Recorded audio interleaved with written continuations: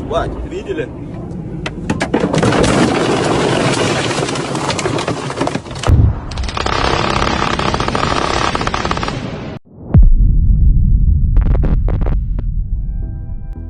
The second day of war began with the sound of alarm sirens heard in Kiev and Lviv, among other places. During the night, Russians pushed forward in every direction. This is the approximate picture of Russian invasion as of 4 p.m. local time. Russian rocket and artillery attacks continued throughout the night and into the morning. Early assessments say Moscow assumed a faster collapse of Ukraine's troops and quicker territorial gains. Despite the inflicted losses on the first day of the war, the Russians did not destroy all of Ukraine's anti-aircraft defenses. According to the information provided by the Ukrainian General Staff, several missiles and enemy aircraft were destroyed. Russian forces are sticking mostly to the road network, as they did in 2014 and 15. Early advances are being made by reconnaissance troops, but driving by roads leaves support units open to ambushes. Signs of urban warfare are also emerging. Heavy fighting is taking place around Kharkiv and Sumy. Russian troops have tried to advance beyond Ochtyrka and appear to be trying to encircle Kharkiv. The major impact came from the south, from Crimea. Russian forces are advancing on Kherson, Melitopol and Antonovsky Bridge area.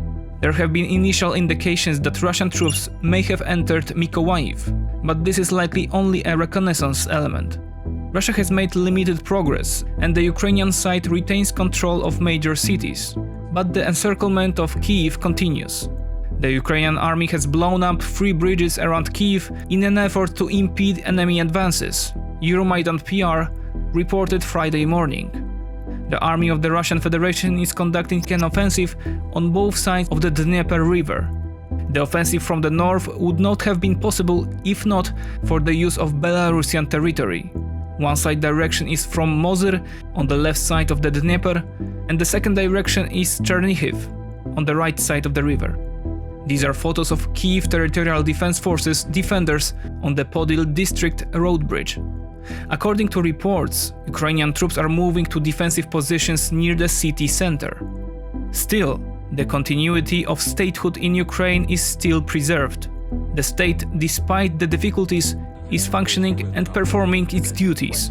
The army has not been broken up and continues to resist, despite its very difficult position. Quote, "This may be the last time you see me alive," unquote.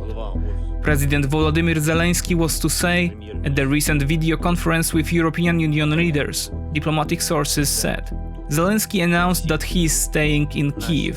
It appears that the Kremlin's goal is to seize Kyiv, break the command centers and, quote, eliminate the political leadership. The effect of this is supposed to be the surrender of Ukrainian soldiers and the end of hostilities. Moreover, a new direction has opened in the northwest of Ukraine, from Belarus, south of Pinsk. Its purpose may be to cut off Ukraine from supplies from the west, via Poland. While airports on the territory of Belarus are intensively used, Baronovice, Łuninec and Bobruisk. But just as the Kremlin calculated well the blunt Western response, it seems to have underestimated the Ukrainian fighting spirit and the capabilities of its military. There is a will to fight, there is unity among the people and the authorities remain in the country. Старший лейтенант Збройних сил України, командир піхотної роти. А це мої бійці. Нас немає ні страху, ні паніки. Ми не складемо зброю і не дозволимо жодним тиранам, жодним вбивцям диктувати нам власну волю. Ми не віддамо жодного міліметру власної землі. Можливо, це наше останнє відео. Я не знаю, був я хорошою людиною чи поганою, це скаже лише Бог. Але я знаю, я хороший громадянин і я хороший солдат. Я захист своєї країни, її запорука в мирі і щит, і меч під час війни. Хто б ви не були, скільки б вас не було, ідіть сюди, і ви пізнаєте наш гнів і нашу лють. Забирайтеся з нашої землі, ми будемо битися до останнього набою. А коли вони скінчаться, ми будемо битися голіруч. Ми будемо битися на землі і на воді, і під землею, і в небі. Ніхто із вас не вернеться звідси живим. Ви всі здохнете, а наша країна буде квітуча і вільна. Слава Україні! Moreover, the Ukrainian military reports that Ukrainians have killed 2,800 Russian soldiers since the war began, more than 2,000 of them only today. Kyiv reports that this is the highest number of casualties that modern Russia has suffered in a single day. The fighting for Chernihiv strongly affected the tempo of the operation. A major success was the recapture of the Hostomel airport near Kyiv. Not only did this complicate the Russians' offensive on Kyiv, but it also extremely rekindled the fighting spirit. Ukrainian social media is circulating stories of unsung heroes, like the 13 soldiers of Snake Island. Listen to this.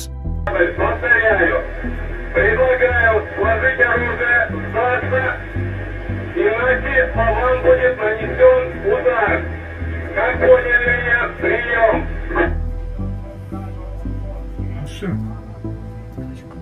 Нахуй тоже.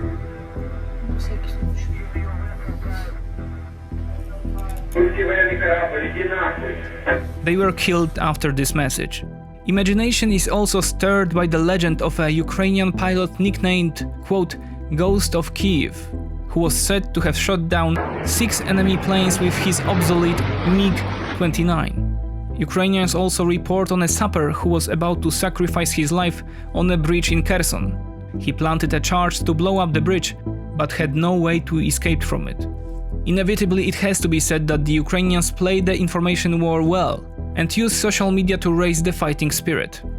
However, it is important to remember that the spirit is born on the front line, not on the internet. Moreover, the Ukrainians managed to bite and attacked targets deep inside Russia. With Tochka-U tactical missiles, they attacked the Milerovo airfield in the Rostov region, possibly destroying several aircraft.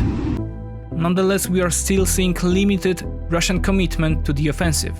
The Russian military chose not to maximize its firepower, which could have resulted in thousands of dead and wounded, and Ukraine was not crushed within the first days of the war. Russia likely felt that the high number of casualties in Ukraine would make it difficult to reach a long-term political solution. There is no guarantee that Russia will be able to translate military power into achieving its political goals, and determined resistance in the cities will force Russia to use more power, leading to more civilian casualties and making it harder to end the conflict. And the longer the fighting goes on, the greater the risk of more casualties on the Ukrainian and Russian sides, followed by the problem of explaining to Russian mothers the death of their sons. On top of that, there are growing economic costs associated with foreign anger, even though this anger continues to be surpassed. Speed of action is key, which is why seizing Kyiv and surrendering Ukraine is now a priority for Russia. However, one should remember not to draw far-fetched conclusions from the way the fighting went in the first 48 hours. The Russian commanders clearly planned something. The result is unclear, so now they can make adjustments. On the other hand, casualties are unavoidable when fighting starts in the city. To get to the government district, you have to go street by street. Still, it should be remembered that the Russians have a powerful advantage in firepower. Therefore, it is not Ukrainian morale, but military equipment that is now the problem. Ukraine needs arms supplies. My assistant's here. This is the short Kalashnikov. We have just, let me see, maybe 4 and low on the 300 members of the battalion of the territorial defense. And we have 2 machine gun, and we have more or less that's it. This is the long line of the people who want to enlist it in the battalion, but we don't have enough arms for that, and this is the only limit why the civil defense, the normal ordinary people, sometimes never been in the army, staying in line now to join us. This is extremely touchable and extremely great demonstration how Ukrainian people hate Putin and how we are against Russian aggression. This is very clear. How long do you think you can hold out? Forever. 4 Ukrainian transport An-26 belonging to the Ministry of Emergency Affairs, arrived in Poland today and landed in Bydgoszcz, while 4 IL-26s landed in Dęblin. Purpose of flights is unknown. Unfortunately, there are reports of increasingly tragic crimes against civilians. The governor of Sumy region has reported that Russia continues its bloody shelling of residential areas in the Sumy region, including houses, a shelter, and a kindergarten. Severely wounded are children. Such incidents fall under war crimes. Short brief on diplomacy.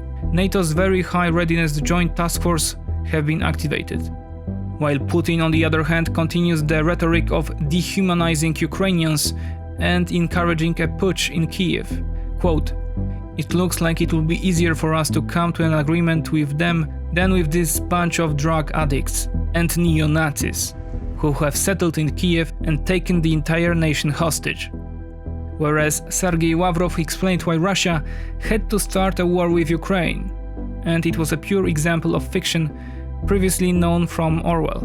Quote, "The Russian operation is being conducted in order to free the Ukrainians from oppression, so that they can decide their own future. The procedure for suspending Russia from the Council of Europe has been initiated. Also, the EU is to freeze the assets of Vladimir Putin and Sergei Lavrov, but at the same time will not impose a flight ban for them." Images from Chechnya are also coming in, where Ramzan Kadyrov was said to be briefing Chechens before sending them to the Ukrainian front. While Turkey has refused to block its own straits to Russian warships, citing the Montreux Conventions of 1936. Noteworthy Russian scientists have issued a letter demanding an end to the war. Furthermore, notable is the action of tiny Estonia, which is sending additional Javelin missiles and anti-aircraft munitions. Last-minute reports say Germany is opening up to the possibility of cutting Russia off from the SWIFT system, the German finance minister said. The civilian situation is becoming increasingly difficult. Thousands of war refugees are heading to the border with Poland and Romania. Traffic jams are tens of kilometers long. Cars are being abandoned. As a result of the announced general mobilization, the Ukrainian military does not allow men aged from 18 to 60 to leave the country and orders them to fight the aggressor. Women are screaming not to take their husbands. People are walking up to 80 kilometers. This includes small children, while the journey is especially hard on infants. Polish Humanitarian Action provides them with support. If you want to help with that, here is the message. Polish Humanitarian Action started a special fundraiser to help people fleeing to Poland by the Polish border and needing the most basic things such as food or hygiene products, as well as for the people who are moving inside Ukraine and will be dealing with the most difficult situation in their life. The fundraiser can be supported at the Polish Humanitarian Action website.